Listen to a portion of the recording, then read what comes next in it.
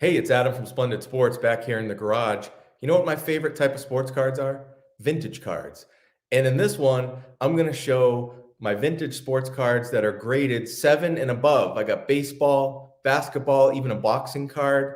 These cards are from PSA, SGC, BVG, even Beckett, the three major graders at this point in my mind. And this video was inspired by a YouTube sports card legend, Silver Jackified. He did a video a couple months ago where he showed his vintage graded 8 and above. And he used the year 1980 as the starting point. So 1980 and on back for the definition, his definition of vintage. I agree with that. There's different opinions, but I'm going to go with 1980 and on back. And I chose to do sevens. Seven's my favorite number. So we're going to do 7 and above. Sevens are better. And I personally feel like of all the sports card content that's out there on YouTube and podcasts and so forth, I don't hear enough vintage card talk. I understand why the players of the day, the modern and ultra modern cards, there's more to talk about, I guess, or there's just more content that can be created around them. There's more price movement. So I get it. And, for younger people, especially, it's generally more fun and they're more interested in collecting active players that they're fans of that they can watch play. So I get it. But at the same time, my personal story is a little different. I grew up in the 80s and 90s collecting cards like many, many others out there. But, my dad actually, while I was collecting the players of the day, the Ken Griffey Jr.'s and the Wade Boggs, the Frank Thomases of the world, all those guys that we were chasing back then that were just starting out or were the players we were hoping would, become all-time greats. Some of them did. But at that same time, my dad was always telling me stories about the players of his day. He was telling me about Mickey Mantle, Stan Musial, Roberto Clemente, Willie Mays, Sandy Koufax, and on, Ted Williams, even Babe Ruth, which goes back a generation even further back. But mainly it was those players from the 50s and the 60s, mostly, that he would just tell me incredible stories about that, to be honest, were a heck of a lot more interesting stories than the guys that I was following. So through these stories, I developed an interest and really a love for the players of those vintage years back in the 50s and 60s. And, the thing with the cards was I would have loved to be able to collect Mickey Mantle and Willie Mays, Ted Williams cards in the 80s and 90s. But to be truthful, not only did I not have the money to do that, because even back then they were expensive for the day, but I didn't even have a way to do it. Even if I had the money somehow, I didn't have a way to even acquire those cards. This was remember, pre-internet, pre-eBay. I didn't go to card shows. There were no card shows even around me. I would go to my local card shop, but my local card shop just had the players of the day. They of packs from the 87 tops, and you get the idea. They didn't have any Mickey Mantle singles for sale there. I couldn't even see them. Really, the first time I even got to lay eyes on vintage sports cards was through Beckett magazines, right? They'd show pictures. So again, I feel like vintage is really, for me, the best cards. But I have a personal story and a connection through my dad and those stories. And I understand not everyone does. But I'm going to show some cards here. I was able to really, to continue that little story, I always wanted vintage cards, but it wasn't until about 10 years ago when I was maybe 30 that I actually had enough disposable income to really go out and start buying some of those vintage cards that I had always heard about, of those players that were just so fascinating to me. And so for really the last 10 years or so, I've been buying those cards and adding them to my collection. So some of these cards I'm going to show here, the prices that they sell for today, I wouldn't probably have been able to get those. But luckily for me, I did start this journey into getting these cards about 10 years ago. And, some I've gotten recently, but some of the bigger ones that I'm going to show here, I've actually, I acquired them, 7, 8, 5 years ago, something like that in the past. So let me turn the camera around here and show some vintage. All right, so we're going to look at graded vintage, starting with 1980 and going backwards, 7s and above, 7s or better. And these cards are what I guess you'd call more mainstream cards. I do have some vintage oddball cards that are graded 7 and above, but I'm going to save those for another video. For this one here, we're just going to look at more of the mainstream stuff. We're going to kick this one off with a bang. My favorite player, Larry Bird, a rookie card, 1980 Topps. Probably one of the Mount Rushmore basketball cards right here. What's really cool about this one too, if you've ever seen a lot of these cards have a print line, a manufactured print line right on the bottom right-hand side there. It's a horizontal line, black line that you'll see right under Magic Johnson. When I was going to go to get one of these, I wanted to make sure it was one that didn't have that line. You know, it doesn't, obviously it's still a great card regardless. It's one of the greatest basketball cards ever, whether you have that line there or not. But for me, I said, you know, if I can find one without that line, I'm going to go for one of those. And I did here. A lot of them do have it. I don't know what the percentage is, but it might be, I don't know if it's 50% or more have that line on it, where, you know, the OCD in me prefers to get one without that line. So we're going to go next. We're going to move over to baseball. 1980 Topps. Lou Brock, Carly Yastrzemski. I love this card because not only am I a big Yaz fan, but my parents were at the 3,000 hit game for Yaz. My mom and dad were there and in 1979. And this card is really, you know, highlighting that feat. Lou Brock and Yaz both hit their 3,000th hit in the 1979 campaign, and this is a PSA 8 of that card. I'm going to show these together, these four. So these four here, 1976 Topps, they had a little, I guess, insert set here of the Sporting News all-time All-Stars. So what we have here is from left to right, we have Lou Gehrig in a mint 9. They're all mint 9s. Lou Gehrig, Mickey Cochran, who was an all-time great catcher, who Mickey Mantle was actually named after. Mickey Mantle's dad, Mutt Mantle, was a huge Mickey Cochran fan, and he named his son Mickey. Now, I believe Mickey Cochran's real first name is Gordon, I think. And I think Mickey Mantle said, you know, long after, I'm glad my dad didn't know his first name was Gordon because I did much better with the name Mickey. So then we have, you might have heard of Babe Ruth, and then Ted Williams. Love these cards and all mint 9s in these. We're moving now to 1975. The 1975 set had a bunch of these cards where they, you know, kind of celebrated things of the past. So this was 1956 Most Valuable Players, with the Mantle card, my favorite Mantle card, the 56 Topps, and Don Newcomb. Now what's extra special about this card, it's a nice mint 9, but this is an O-Pee-Chee, so it's even rarer to find this card in mint 9 in the O-Pee-Chee set. It's a good one. And then same with 75 here. We've got a PSA 8 of Mickey Mantle and Hank Aaron, celebrating the 1957 MVPs. So the Mick won 2 in a row there.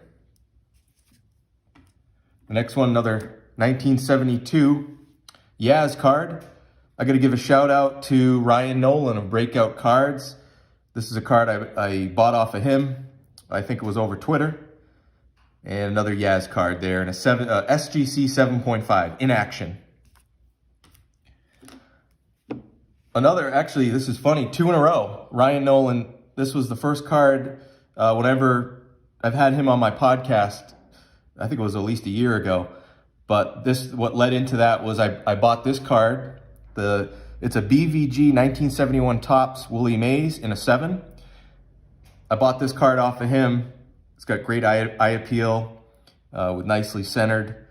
And this is a card that I'm a big fan of, the Turn Back the Clock cards from the 80s. And there's a Turn Back the Clock card of Willie Mays that has this card from 71 on it. So I always wanted this one, and I was able to get that. Thanks again, Ryan, for selling me this card.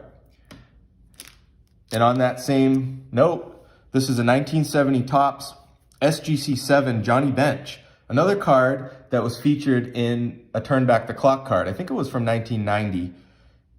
And always wanted this card because I couldn't get the original back in the day when I was collecting, but I did have the Turn Back the Clock card. So this card, when I was able to get it, was extra special because it was a card that, you know, I grew up seeing the image of. All right. So next, we're moving into the 60s. And we're going back to basketball. John Havlicek, 1969 Topps in a PSA 7. What a great set. And I loved John Havlicek not only because I'm a lifelong Celtics fan, Havlicek stole the ball, but I think when I was about 10 or 11, I went to a celebrity golf tournament down on Cape Cod with my dad. And we met several athletes. Many were from the Boston area. And one of them was John Havlicek. We were walking around the course and we just happened to see John Havlicek teeing off. And my dad said, hey, would you mind taking a picture with my son? And I'll tell you this, John Havlicek was an extremely nice guy. I don't remember everything, but I do remember just how nice he was. And it was in contrast to some of the other guys we met at that same golf tournament, like Roger Clemens, who was not a nice guy. Let's just put it that way. So I'll just leave it at that. But John Havlicek, great card here in a PSA 7, and also a great guy. All right, we're going 1969, Topps. I'm just calling him Roberto Clemente. His name's Roberto. It's not Bob. Okay, it's Roberto Clemente, 1969 Topps in a PSA 8.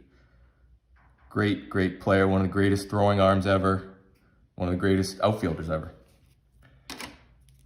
And then we're going Mickey Mantle here, 1968 Topps, an SGC 8. Great card. And this one's got some nice eye appeal on it. I was able to get this card at about, I think it was less than half the going rate of a PSA 8. So cards like these where there's a significant discount, you don't see it all the time with vintage, but for whatever reason, I think I got it over actually Twitter. I bought it on Twitter a couple years ago, maybe, or maybe a little less. But I was able to get it at a really good price, and great card. Same year, same set, 1968 Topps. Look at these guys. Harmon Killebrew, Willie Mays, and Mickey Mantle, superstars on the same card in PSA 8. And actually this card was in, I had this one in PWCC in the vault. And they have their own little, grading system where they tell you if, like this one here, of all the PSA 8s, they give this one a top 15% of all the PSA 8s, exceptional. So just something that kept in there, but I agree. Look at the centering on that. Like if that was a 9, I wouldn't be shocked. So just one of the legendary cards with 3 of the greatest on there. Home run hitters, man. 68 Topps game, Mickey Mantle and a PSA 7. I'm gonna actually show these together. I got 3 of them, 3 of the best. How about this for an outfield? So you got Mickey Mantle in a 7, Willie Mays in a 7, and Clemente in an 8. That would make a good outfield right there and a good heart of your order. But I love these cards. It's again 1968 Topps game. Real cool looking cards. Was able to get 3 of those. How about this one? Maybe this should have gone in the oddball video. I don't know, this one kind of snuck in there. But this is a 1966 Topps rub-off inserts Mickey Mantle Gem Mint 9.5 from BVG. I'm going to show you on the back. Basically, they're scratch off. This was a little insert set that Topps put out. It's not a card really, but but it's still a gem mint, so really cool.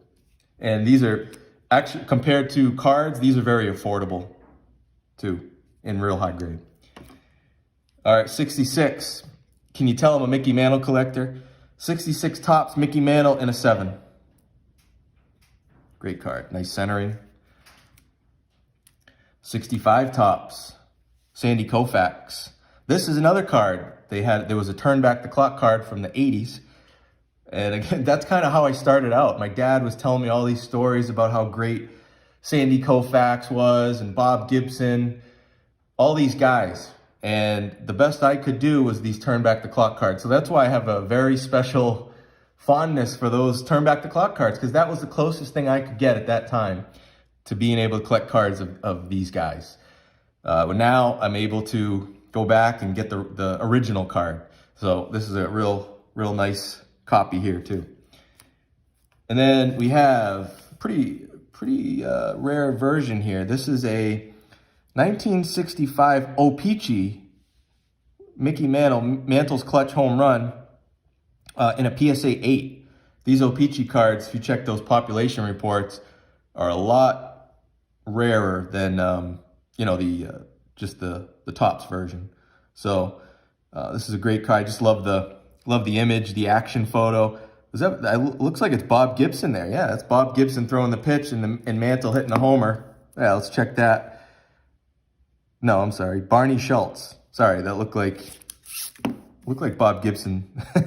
My bad. But either way, great card.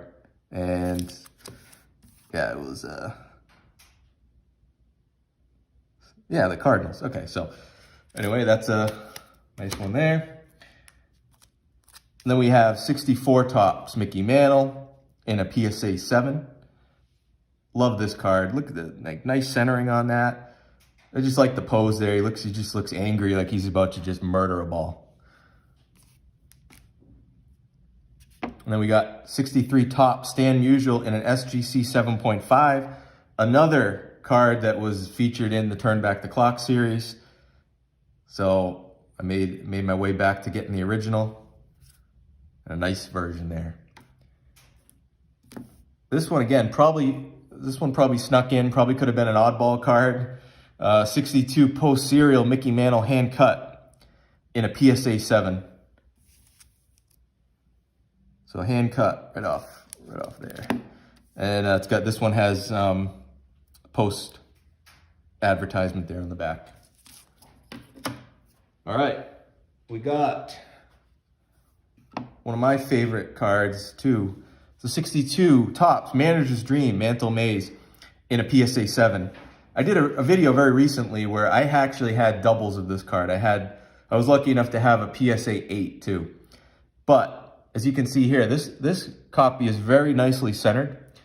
And I actually like the eye appeal a little better on the 7. So what I did was I actually sold the 8 recently and kept the 7. This is the 7 I'm taking with me long term. So that's just one of those examples where with vintage, it's not always the grade, especially when you're looking at a difference between a 7 and an 8, where the 8 didn't have as good of left to right centering. It was better in probably all other areas, but this one still has really good eye appeal. And centering left to right is probably my number one eye appeal characteristic. So sticking with this one here. We go and staying with 62 Topps, Roger Maris. Number 1, first card in the set in a PSA 7. Nicely centered there. We got a bunch actually from 62. 62 Topps AL home run leaders, PSA 7. Mickey Mantle, Harmon Killebrew, Roger Maris, and Jim Gentile. It's a great 62 Topps. What a great set. And this was the set that actually inspired the 87 Topps wood paneling background because it was 25 years later than the original 62 Topps. This is one of my faves from Mickey Mantle.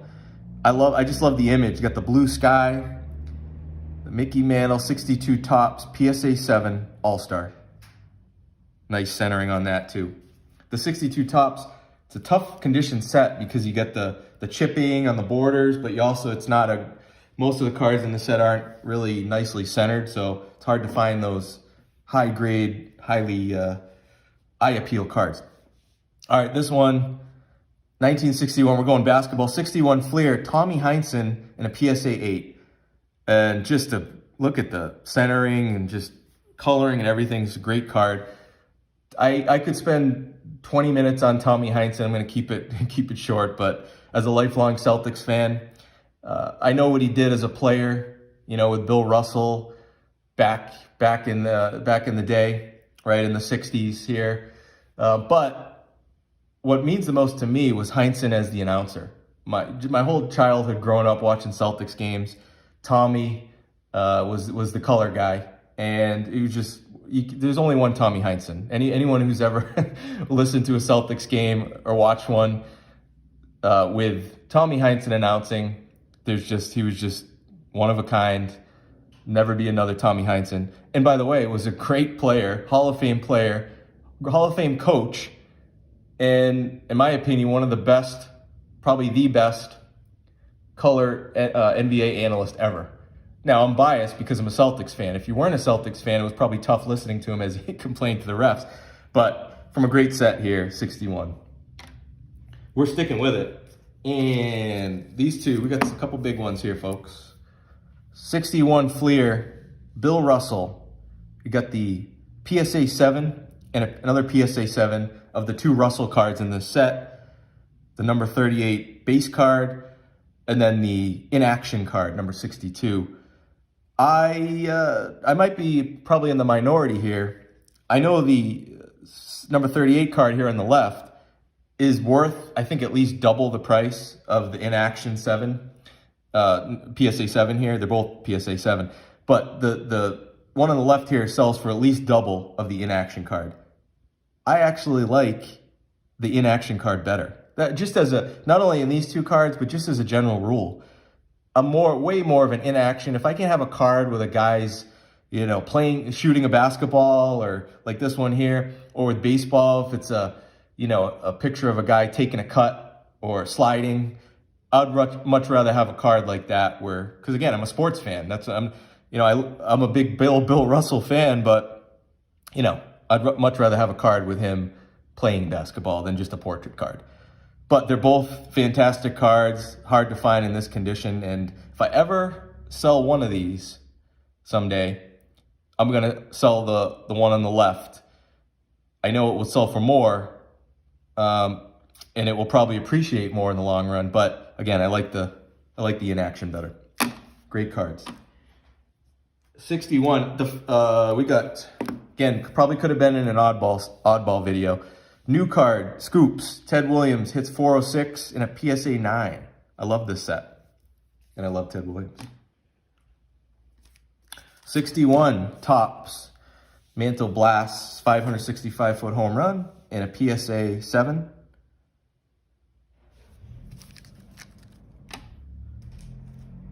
We're getting there. These two I'm going to show together.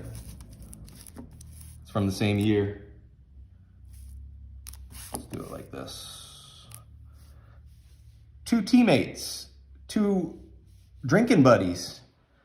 You've definitely heard of the guy on the right, Mickey Mantle. These are both from one of the best sets ever, 1960 Topps.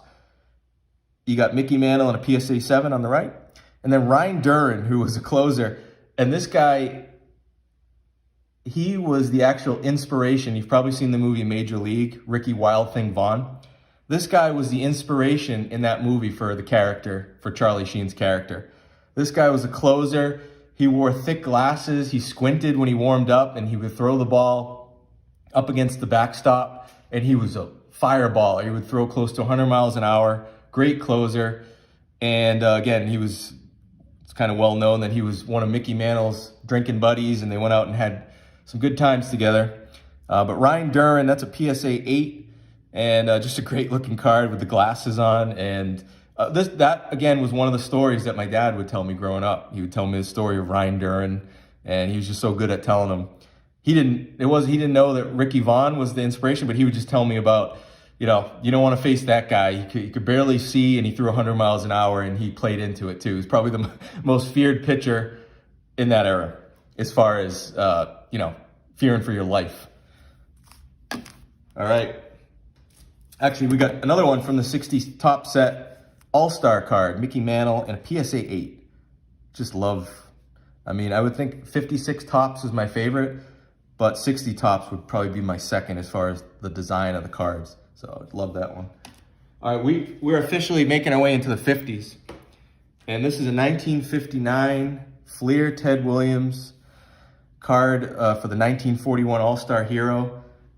Yeah, I mean, the fact that a Gem Mint 10 exists in this card from 1959 is still baffling to me. I feel very lucky to have it.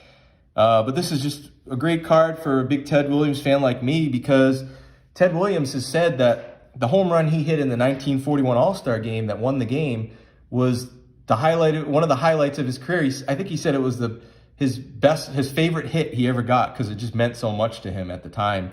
And even after his career, he looked back and this was a major moment in his career. And it's a Gem Mint 10 in that card. Believe it or not, there's 7 of these out there. So this set, for whatever reason, is a set that there's a lot of highly conditioned cards in. And this one being 7 in that, one of 7 that are Gem Mint in that card. We got 1959 tops. Mantle hits his 42nd homer for the Crown, PSA 9.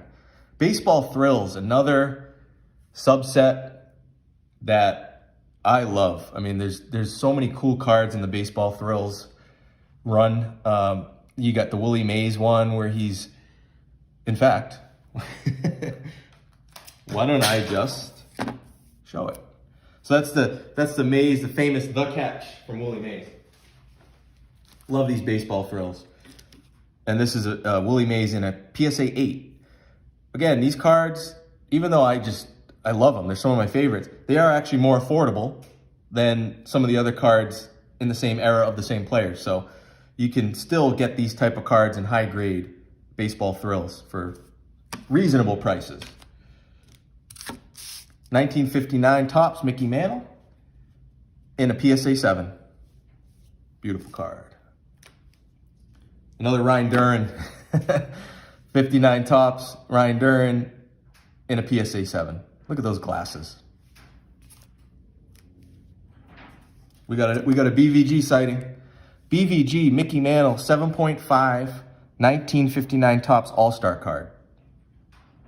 Nice eye appeal on that. Great card. 1958 tops, one of the best cards ever. You got Mantle and Aaron on the same card, series batting foes, and this is a PSA 7. Awesome. This card, 58 tops, Mickey Mantle All-Star in a PSA 8. I just love the design in this card. Everything screams the 50s to me with that design and the Mick taking a cut. This is again, a relatively affordable Mickey Mantle card from the 50s. I think it was triple printed, so there's a bunch out there, and you can get a pretty high grade for pretty reasonable price, all things considered. Sandy we're making 56 tops here. We're in 1956 tops, Sandy Koufax, PSA 7. My favorite top set. Just unbelievable design. Look at that. My dad, that was another guy, he'd always tell me stories of how Sandy Koufax was, although his career was shortened from injury, was the best pitcher he ever saw. Same set, 56 tops, Willie Mays in a 7, PSA 7. Just look at that card. Sliding in, unbelievable. And we only got 3 more here. 3 more left. We got a boxing card, the one boxing card. This again, probably could have been, definitely could have been an oddball card for that video coming up, but this is a 1956 adventure card in a PSA 8, Rocky Marciano, undefeated heavyweight champion. And this one's extra special to me because if you know anything about Rocky Marciano, it's that he's from Brockton, Massachusetts, the same town that my parents are from. And both my mom and my dad grew up in Brockton, met there, and been married for 50 plus years. So this card, because it just says Brockton on it, and just a great looking card in a PSA 8, my mom still says that one of her claims to fame is that she used to, when she was young, starting out as a hairdresser, she used to do Rocky Marciano's mother's hair. So she's very proud of that. And he's the hero of Brockton. So that's my one boxing card. I knew if I had to get a card of this guy, I mean, he's just an all-time legend and has an extra special connection for me too. Another one that has a big connection for me, 53 Topps Pee Wee Reese in a PSA 7. Pee Wee Reese was my uncle's favorite player. My uncle, I never met him. When he was in his early 20s, he tragically died in a boating accident out on the Boston Harbor. And but my grandfather, his father, would always tell me, you know, that his favorite player was Pee Wee Reese from the Brooklyn Dodgers. And one of the reasons, not only because he was just such a great shortstop, but my uncle was short. You know, he was only, I think, 5'6" or 5'7". And Pee Wee Reese was not a tall guy either, but yet was just an all-time great shortstop. And so, you know, when I got back into being able to buy some vintage cards, I knew I wanted to get a Pee Wee Reese card just for that reason, for that connection. And so I picked this one here. I think it's a great looking card. And then the last card, Stan Musial. Had to get a Stan Musial card in there. 1952 Bowman and a PSA 8. Stan the man, in my opinion, one of the most underappreciated players in the sports card hobby. He was, I mean, let's be honest. I mean, I'm a Mickey Mantle collector. He's my favorite player. But Stan Musial had a better career than Mickey Mantle. I mean, you look at the numbers. He was just, in every way, you know, he wasn't a Yankee, so he didn't win as many championships. But Stan the man, I mean, he was a better hitter than Mickey Mantle. And, you know, it's just, if you look at the prices that Stan sells for compared to Mickey Mantle, it's unbelievable. And, you know, anyone who's a big vintage person would know that. But if you happen to be watching and you don't know too much about vintage, go back and look at Stan Musial. You know, just look at his numbers and maybe watch a few YouTube clips about Stan. I always recommend going and looking at the Sports Century videos that ESPN made. I think they made them about 20 years ago, but they're all on YouTube. And there's one for Stan Musial that I think does a great job of really describing why he was a little bit overlooked, because he played not in New York, which was the center of the universe for baseball in the 50s and 60s. But he played in St. Louis, which people in St. Louis, he's their guy, but nationally, he never really got the recognition he deserved. So to be able to get this card for a really reasonable price back when I bought it, PSA 8, and just look at the coloring on that, and just awesome card. It's a great card to end this on. But I wanted to also say before I leave here, I love vintage, like I mentioned earlier, and Silver Jackify, that video he made, inspired me to do this one. And I hope if I can inspire just one person to do another video like this where they show their vintage, tag the Splendid Sports YouTube channel. And again, it doesn't have to be 8s or above or 7s or above. Anything. Show vintage. Show your vintage and share some stories on why you love vintage and what they mean to you. And tag me, because that's the type of content that I'm looking to see more and more of. As I mentioned at the beginning of this video, there's a lot of sports card content out there online with podcasts and YouTube, but there's, in my opinion, not nearly enough vintage content. So I'm doing my little part here, but hopefully we could see more and more of it as more and more people start showing more of their vintage. Thanks for watching, and I'll be back with another video in the near future. Thanks again.